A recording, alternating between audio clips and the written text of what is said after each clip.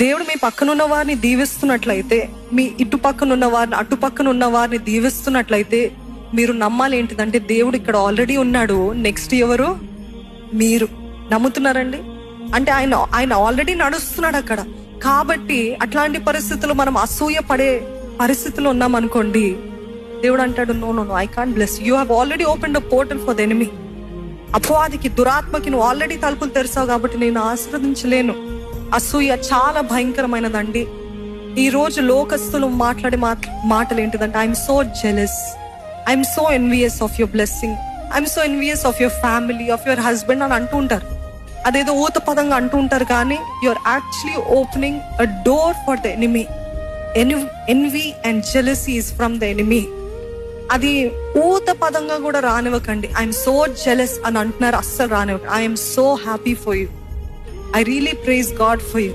I'm praising God that you are blessed అని అట్లాంటి మాటలు రానివ్వండి మీ నోట్లో నుండి.